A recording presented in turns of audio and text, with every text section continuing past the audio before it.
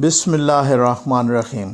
जनाब, स्टोरी मैंने एक ही शेयर करनी है और स्टोरी यही है कि खैबर पख्तूनख्वा में बल्दियाती इलेक्शंस में पीटीआई का कचूमर निकल गया है। आपके बड़े मैसेजेस आ रहे थे, मैं भी इंतज़ार कर रहा था। मैंने कहा चलें यार, बिल्कुल ही सिचुएशन क्लियर हो जाए। अब सिचुएशन तकरीबन क्लियर ही हो गई है। अच्छा, अब इसमें यही होना था, जब अवाम के पास खाने की आप रोटी नहीं छोड़ेंगे तो अवाम अपना गुस्सा नहीं निकालेंगे। अब मौलाना साहब की पार्टी ने JUIF ने कमाल कर दिया है। अभी तो आधे अजला बाकी हैं, अभी तो ये 17 अजला में 17-18 अजला तो बाकी हैं, ठीक है ना। उनमें होगा, और वो अजला जो हैं वो नून लीग का मजबूत गढ़ हैं। उनमें बहुत सारे ऐसे अजला हैं जो नून लीग का। अच्छा, अब ये देखें कि अब इनमें 5 मेयरशिप की थी पोस्टें। एक तो वो अली अमीन पे इल्ज़ाम है कि उन्होंने कत्ल करवा दिया, बल्कि इल्ज़ाम किया उनके बेटे ने खुद कहा है, जो जिनको कत्ल किया गया, कि जी मेरे वालिद साहब को अली अमीन गंडापुर ने ही कत्ल किया है। अच्छा, एक तो वो मुलतवी हो गया इलेक्शन डेरा इस्माइल ख़ान का। बाकी जो मेयरशिप का है, आप वो देख लें, चाहे वो कोहाट हो, चाहे वो बन्नू हो, चाहे वो मर्दान हो, चाहे वो पेशावर हो, ये सारे मेयरशिप 4 सीटें निकल गई हैं हाथ से। अच्छा, फिर माशाअल्लाह आप वज़रा को देख लें तो अली अमीन साहब को देख लें, उनके हाथ से तहसीलें निकल गई हैं। इसी तरीके से शहराम तरकाई के हाथ से निकल गई। इसी तरीके से जनाब आप सवाबी में देखें तो असर कैसर साहब के हाथ से निकल गई, स्पीकर साहब के हाथ से, जिनकी वीडियो भी लीक हुई थी, ऑडियो भी, वो किस तरीके की वो जो है ना। अच्छा, ऑडियोज़ तो बहुत सारों की और की भी लीक हुई हैं। आतिफ खान की, उनकी भी शिकस्त हो गई वहाँ पर। अली मोहम्मद ख़ान साहब, उनकी भी शिकस्त हो गई। और जनाब शहरयार अफरीदी साहब भी, जान अल्लाह को देनी है, उनकी भी शिकस्त हो गई। अब किन किन का मैं कहूँ। अब आप देखें कि एक जितने तकरीबन आप बड़े शहरों को देख लें ना, शहरी इलाकों में उन्होंने सही करके फेंटा लगाया है मौलाना साहब ने, और फिर ANP ने बाकी कसर निकाल दी है। तो अब बात यह है कि वो तो खैर आपने देख लिया, रिज़ल्ट भी देख लिया। मैं हैरान हूँ, आज वो मान रहे हैं, आज शौकत यूसुफ़ज़ई साहब हों या बाकी साहबान हों, वो मान रहे हैं कि हमें महंगाई ने मारा है, ठीक है। और चंद रोज़ पहले, और आप मुख्तलिफ आप देख लें तो ख़ान साहब कह रहे हैं कि पाकिस्तान तो दुनिया का सस्ता तरीन मुल्क है और हमारे शहर तो सस्ते तरीन शहर हैं। और जनाब वो मालशिया पालशिया आज पता नहीं किधर गायब हो गए, वो शहबाज गिल साहब और ये वो और सारे कुछ। तो वो कह रहे हैं कि जनाब पेट्रोल को इस तरीके से कंपेयर कर रहे हैं। जब आप आवाम का इस तरह से मजाक उड़ाएं, जब आप आवाम को इस तरह से चूना लगाएं, तो आप वो चूना तकरीरों में तो लगा सकते हैं, आप वो चूना ट्विटर पर, सोशल मीडिया पर तो लगा सकते हैं, लेकिन जब मैदान आए तो फिर आवाम इस तरीके से आपसे बदला लेते हैं। मैं आपको बताऊं, आप यकीन कीजिए, मौलाना साहब के बहुत ही करीबी सोर्स से मेरी चंद रोज़ पहले बात हो रही थी, तो वो मुझे कह रहे थे कि नकवी साहब, हम तो ये चाह रहे थे कि ये इन इलेक्शन से पहले जनरल इलेक्शंस हो जाएं, यानी बल्दियाती इलेक्शन से भी पहले हो जाएं। तो मैंने कहा क्यों, आप ये क्यों चाह रहे थे। तो उन्होंने मुझे बताया कि हम इस वजह से चाह रहे थे कि हम ये चाहते थे कि आवाम का गुस्सा उन्हीं में निकले, कहीं ऐसा ना हो कि आवाम का गुस्सा ठंडा हो जाए। भाई ये वो वाले मामलात हैं कि जब आपकी ऑडियोज़ भी लीक हुई, आपने धमकियाँ भी दी, आपकी वीडियोज़ भी लीक हुई, आपने रुपए पैसे का लालच भी दिया, आपने कहा करोड़ों रुपए मैं उनको दूंगा, इस तरीके से वो भी हुआ। पूरी की पूरी मशीनरी भी आपने इस्तेमाल की। इलेक्शन कमीशन ने जो कुछ कहा, आपने उस पर अमल दरामद भी नहीं किया। इलेक्शन कमीशन ने मना किया वज़ीर-ए-आज़म साहब को कि आप वहाँ न जाएं पेशावर, वो भी जनाब वहाँ पर गए। आपने अपने सेनेटर के बेटे को पेशावर का कमिश्नर भी लगा दिया। आपने धमकियां भी दी, आपने अपने मुखालिफ उम्मीदवारों को कत्ल भी करवाया। हुकूमत भी आपकी थी, तब भी काम नहीं बना। तो फिर आप ख़ुद समझदार हैं, फिर देख लें, फिर अगर 2018 में जैसे जब हुकूमत भी आपकी नहीं होगी, निगरान हुकूमत होगी, ये सारा कुछ, और परफॉर्मेंस आपकी सिफ़र है। हम तो कब से कह रहे हैं भाई, परफॉर्मेंस आपकी सिफ़र है, हम तो कब से बता रहे हैं। और उल्टा जो मालशिया पालशिया और जो यूथिया हैं, इम्पोर्टेड एक्सपोर्टेड दोनों यूथ ही आज वो जनाब ये फरमा रहे हैं कि जी आप तो कोई पता नहीं हसद में या बुग़्ज़ में बात कर रहे हैं। भाई हमारा कोई ऐसा मसला नहीं है, ना किसी से बुग़्ज़ है, ना किसी से हसद है, ना किसी से लेके खा रहे हैं, अपनी मेहनत मजदूरी कर रहे हैं। तो बात ये है कि हम किसी को ना हुकूमत वक्त हमेशा तनकीद की जद में होती है, हुकूमत वक्त हमेशा तज़किरे में होती है, हुकूमत वक्त से ही पूछ गछ होती है। अब मैं आलू प्याज के रेट क्या अपोजिशन से पूछूं? जब उनकी हुकूमत आएगी तो मैं उनसे पूछूंगा ना। जब अवाम इस तरह से उनकी हुकूमत में अगर जलील ख्वार हुए तो आप देख लीजिएगा मैं उन पे भी इसी तरह से तनकीद करूँगा। भाई बात यह है कि हम तो कब से कह रहे हैं भाई, जब आपने लोगों को सूखी रोटी खाने का ही नहीं छोड़ा तो फिर आपका क्या ख्याल है, आप कहाँ पेट्रोल पहुँचा दिया, कहाँ पर। अब आज रेढ़ी वाला उसने भी अपना गुस्सा निकाला, आज जो भी है उसने भी, ये तो अभी तो आपकी हुकूमत थी, आपने इतने पैसे बहाए, इतना धौंस धांधली, आपने इतना कत्ल की धमकियां, आपने कत्ल करवा दिए, आपने ये कर दिया वो कर दिया, सारा जो आप पे इल्ज़ामात आए मुबैना तौर पे। तो जनाब उस तरीके से अभी तो फिर ये हालात ने और आपके साथ ये हो गया है कि आप ये देख लें कि आपको कोई भी, और अगले अजला में तो फिर आई थिंक कि लोग इन अजला के रिज़ल्ट्स का और लोगों का मूड भी देखेंगे, और वो तो ज़ाहिर है मुझे तो लगता है वो वहाँ तो आपकी हालत बहुत ज़्यादा ख़राब होगी। और वो जनाब अब तो महंगाई को ज़िम्मेदार ठहरा रहे हैं और अब तो मान रहे हैं, और साथ ये कह रहे हैं, मैं तो हैरान हूँ फवाद चौधरी साहब समेत, कि देखो जी शफाफ इलेक्शन करवाए हैं हमने। तो फिर इसका मतलब ये है कि मान जाएं कि जब इलेक्शन शफाफ होंगे तो आपकी ये हालत होगी, ठीक है ना।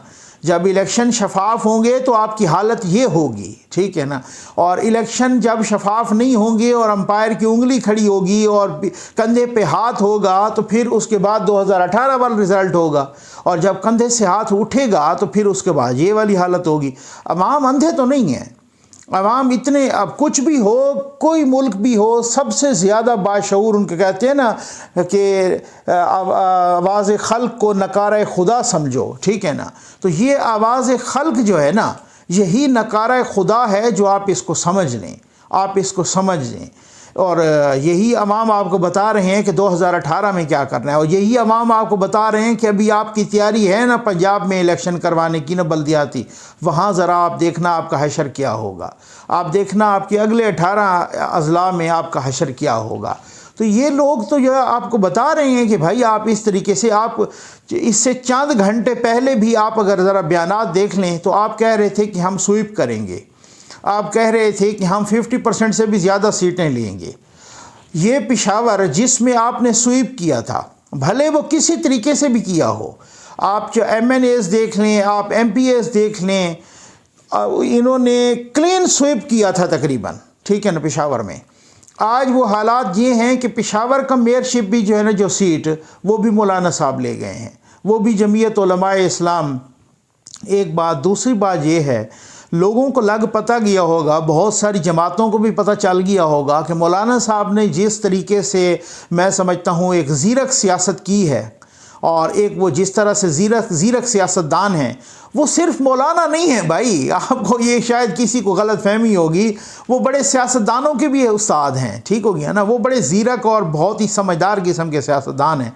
उन्होंने जिस तरीके की सियासत की है मौलाना साहब ने, उनको पता चल गया है कि अवाम की जो नब्ज़ है ना, उस पर उन्होंने हाथ रखा है, और उनको पता चल गया है कि अब अवाम मालशिया पालशिया वाली सियासत नहीं करना चाहते, अब अवाम मफाहमती बयानिए नहीं सुनना चाहते, अब अवाम मज़ाहमती बयानिए सुनना चाहते हैं। मेरे अपने ख़्याल में मुझे नहीं याद कि कोई JUIF ने मौलाना साहब की जमात में, हो सकता है आप मेरी तस्दीक़ फरमाइएगा अगर आपको कोई याद है, मुझे नहीं याद कम अज़ कम को माजी करीब में या इस तरीके से पिछले कुछ सालों में या दहाइयों में, कि मौलाना फजल रहमान साहब की जमात JUIF ने बल्दियाती इलेक्शन में इतना बड़ा स्वीप किया हो। और मैं समझता हूँ कि अगले भी अच्छा खासे उनके पास आएंगी सीटें।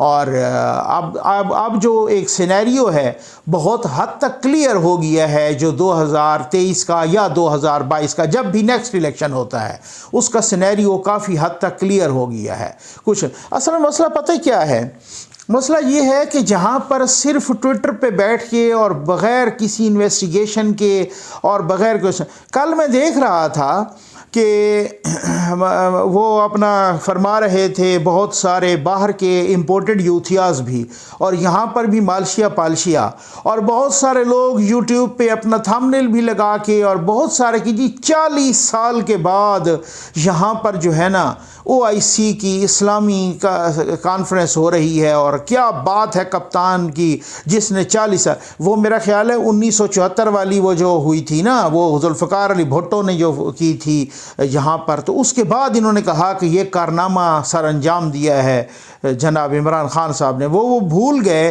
कि मार्च 1997 में नवाज शरीफ साहब के ज़माने में भी हुई थी, ठीक है ना। अच्छा, आप एक तो मालशिया पालशिया की ना यादाश्त बड़ी शार्ट है, मेरा ख्याल है शार्ट ही नहीं है, वो यहाँ से उनका लिंक फ्यूज़ हो गया है, ठीक है ना। वो क्योंकि उन्होंने ना कोई रिसर्च करनी है ना कुछ, उनका सारा काम ही चल रहा है प्रोपेगेंडा पे। और जैसे वो कहा जाता है ना, वो एक कहावत है, जो एक मुहावरा है कि आप थोड़े लोगों को बहुत सारे टाइम के लिए तो बेवकूफ़ बना सकते हैं, ठीक है ना, बहुत सारे लोगों को थोड़े टाइम के लिए भी बेवकूफ़ बना सकते हैं, लेकिन आप बहुत सारे लोगों को बहुत सारे टाइम के लिए बेवकूफ़ नहीं बना सकते। उसके लिए आपको अपनी परफॉर्मेंस चाहिए, उसके लिए आपको प्रैक्टिकल स्टेप्स चाहिए, उसके लिए सिर्फ तकरीरें नहीं चाहिए, उसके लिए सिर्फ आपको कुछ करके दिखाना पड़ता है, उसके लिए आपको गुफ्तार के गाजी बन सिर्फ काफ़ी नहीं होते, बल्कि आपको किरदार के गाजी बनना पड़ता है। उसके लिए आपको किरदार से आपको एक प्रैक्टिकल सामने लाना पड़ता है कि ये हम करके दिखा सकते हैं। आपने उछल कूद बड़ी की कंटेनर्स पर, आपने उछल कूद बड़ी की, आपने नाच गाने बड़े किए धरनों में, और आप जनाब झूले बहुत, लेकिन आपने हड्डियां भी तोड़ी साथ इस्मतुल्लाह SSP की, आपने बाकी PTV का भी सत्यानाश किया, आपने पार्लियामेंट के जंगले भी तोड़े, आपने बहुत कुछ किया, शहर भी बंद किए, मईशत को भी नुकसान पहुंचाया, बिलों को भी जलाया। लेकिन अब बात यह है कि जब डिलीवर करने का मौका आया ना, वहाँ पे आप बिल्कुल फेल हो गए, वहाँ पे आपकी परफॉर्मेंस ख़त्म हो गई। तो जहाँ पर आलू प्याज खाने का नहीं छोड़ा आपने किसी को, बिजली के बिल जो आई, तो लोग आप इस तरह से जैसे गुस्सा निकाला है वो आप देख लीजिएगा। फिर जो भी इलेक्शन हुआ और अंपायर ने साथ न दिया, अंपायर की उंगली ना उठी और इसी तरीके से कंट्रोल टावर न्यूट्रल रहा, तो फिर आप अपना हशर देखिएगा, आपकी अगले इस इलेक्शन में ज़मानतें ज़ब्त हो जाएंगी। क्योंकि अब तो वो बहुत कुछ है ना, अब तो आप खड़े होकर ये धमकियां दी कि जी मेरा भाई है वो आप देखें वज़ीर बल्दियात, और फिर आप देख लीजिएगा कि मेरा भाई है और वो अगर फ़ंड नहीं देगा तो फिर किसको फ़ंड मिलेंगे। मैं देखता हूँ किस तरीके से फ़ंड मिलते हैं, ठीक है ना। लेकिन उसके बावजूद भी आपको हार नज़र आ रही थी, आपने मुखालिफ उम्मीदवार मरवा दिया, उसके बावजूद भी ये हालत थी। आप आए तो सही अगले इलेक्शन में। और दूसरी बात यह है कि अवाम का गुस्सा ऐसे ठंडा नहीं हुआ।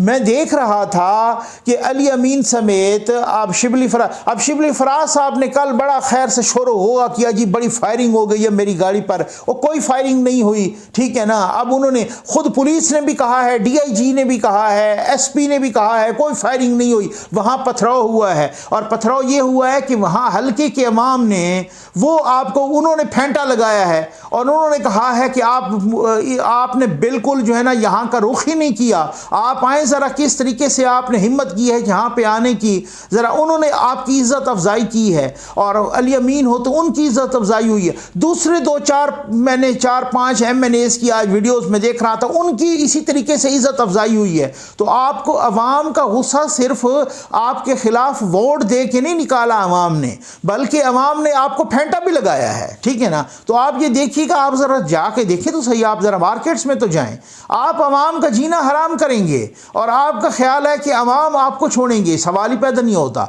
मैं कोई ये अल्लाह माफ़ करे ना कोई इस किस्म की फेवर में हूँ कि ऐसा ही होना, लेकिन ये मुकाफ़ात अमल है। आप इस तरीके से जो है ना लोगों के खिलाफ किस तरह से उकसाया करते थे जब GDP 5.8 थी, आज तो आलू प्याज वो 100 पे पहुँच गया, आज तो अंडे जो है ना 200 को क्रॉस कर गए हैं, ठीक है ना। आज तो पेट्रोल को देखें, तारीख हर एक चीज़ आपने तारीख की बुलंद तरीन सतह पे पहुँचाई। और यूथिया पालशिया कह रहे हैं 40 साल में पहली दफ़ा जो है ना ये हुआ है कि 40 साल के बाद कप्तान ने क्या कमाल कर दिखाया। इस्लामी मुल्कों को 57 इस्लामी मुल्क जनाब आ गए इस्लामाबाद में, और बस ये हल्ला गुल्ला हो गया और जनाब बल्ले बल्ले हो गई। ठीक हो गया ना।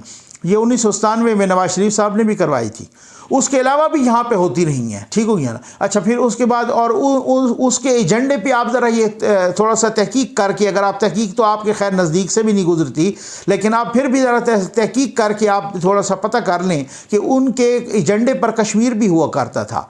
आप ज़रा वो लाहौर डिक्लेरेशन देख लें कि जिसमें यहाँ वाजपेयी साहब आए थे, वो लाहौर डिक्लेरेशन आप पढ़ लें। खैर पढ़ना तो आपके वो मुकद्दर में भी कोई नहीं है शायद, लेकिन आप पढ़ लें, उस लाहौर डिक्लेरेशन में भी कश्मीर का जिक्र है। अब आप अंदाज़ा कीजिए कि बहुत सारी चीज़ों का इस तरीके से वो जिक्र है, वो नवाज शरीफ साहब के ज़माने में हुआ। तो ये ढोल पीटना सिर्फ आपको आता है, आपको बाकी कुछ भी नहीं करना आता। आप मुकम्मल तौर पे फेल हो गए हैं। ये आवाज़ खल्क को नकारा खुदा समझें।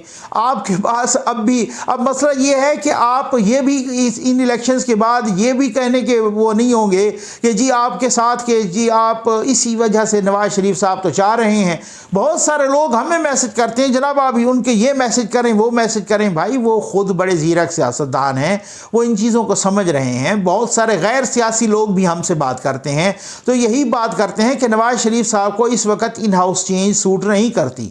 गो कि उन पर बहुत प्रेशर भी है, उनको बहुत सिफारिशें भी डाली जा रही हैं, उनको बहुत मिन्नतें भी की जा रही हैं किसी तरीके से, लेकिन वो नहीं मान रहे। तो इसी वजह से नहीं, वो कह रहे हैं कि मैंने इनका वो हशर करवाना है गैर मकबूलियत के अंदाज में, और इनको इतना गैर मकबूल और अनपॉपुलर करवाना है, इनको अवाम की निगाह में इतना गिरा देना है। इनका हशर मैंने खुद सुना है लोगों से, उनके करीबी लोगों से, कहते हैं इनका हशर जो है ना, जो जैसे असगर खान की तहरीक इस्तक़लाल का हुआ था उस तरह उससे बुरा होना है।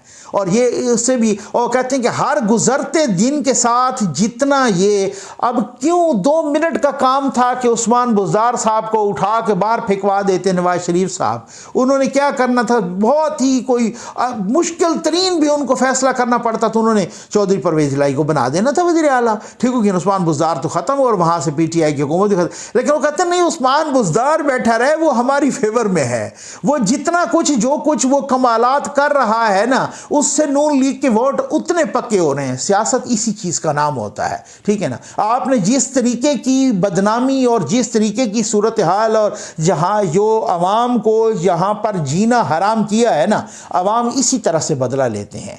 ये होता है, जैसे कहा था ना, democracy is the best revenge. आज अवाम ने बता दिया है कि democracy is the best revenge. अवाम ने मुखालिफ वोट भी दिए, अवाम ने आपको अंडे टमाटर भी मारे, अवाम ने आपको बहुत सारी जगहों पर फेंटा भी लगाया। जैसे आप खड़े होकर कंटेनर पे कहते थे कि ये फेंटा लगा दो मेरे टाइगरों, आज अवाम आपको, आपके MNAs को, आपके MPAs को, आपके मिनिस्टर्स को फेंटे भी लगा रहे हैं, और इसी तरीके से अंडे टमाटर भी मार रहे हैं, और आपको हरा भी रहे हैं। और आप इतना सारा हुकूमत होने के बाद आप शिकस्त तस्लीम कर चुके हैं। आपके तमाम वज़रा जो है शिकस्त भी तस्लीम कर चुके हैं। वज़ीर आज़म साहब ने फरमाया कि सस्ता तरीन मुल्क है पाकिस्तान, और आज वज़रा सारे कह रहे थे कि हम तो हारे इसी वजह से कि महंगाई है। उम्मीद है आपको वीडियो पसंद आई होगी। आपका बहुत बहुत शुक्रिया।